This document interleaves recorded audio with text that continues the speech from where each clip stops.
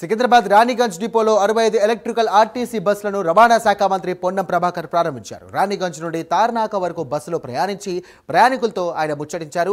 హైదరాబాద్, కరీంనగర్, నిజామాబాద్ తదితర ప్రాంతాల్లో ఎలక్ట్రికల్ బస్సులు నడిపిస్తున్నట్టుగా తెలియజేశారు. ఇప్పటి వరకు 251 కోట్ల మంది మహిళలు 8,500 కోట్ల సార్లు కూడా ఆర్టీసీ బస్సుల్లో ప్రయాణించినట్టుగా తెలియజేశారు. ఢిల్లీలో నెలకొన్న వాయు కాలుష్య పరిస్థితి తెలంగాణలో రాకుండా ఇవి పాలసీలతో పాటు స్క్రాప్ పాలసీని కూడా తీసుకొచ్చినట్టుగా ఆయన తెలియజేశారు. ఈ కార్యక్రమంలో హైదరాబాద్ నగర mayor Vijayalakshmi, RTC MD Nagireddy, పలువురు అధికారులు పాల్గొన్నారు.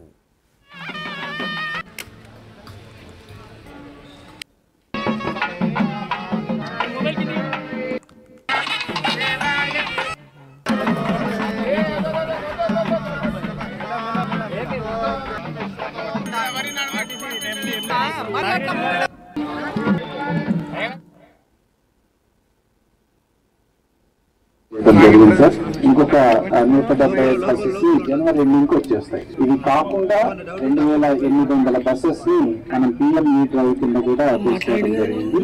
అది జీసీసీ కాంట్రాక్ట్ అంటే పర్ కిలోమీటర్ అనే రేట్ ఇది కూడా అదే పద్ధతిలో తీసుకుంటున్నాము.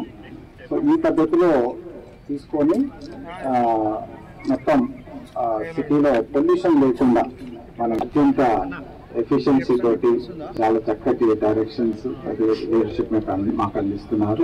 ఈ సమస్యను కోరుతుంది. ఇప్పటి వరకు 320 బస్సులు ఈ రోజు తోటి కంప్లీట్ చేయడం జరిగింది సార్. ఇంకొక 170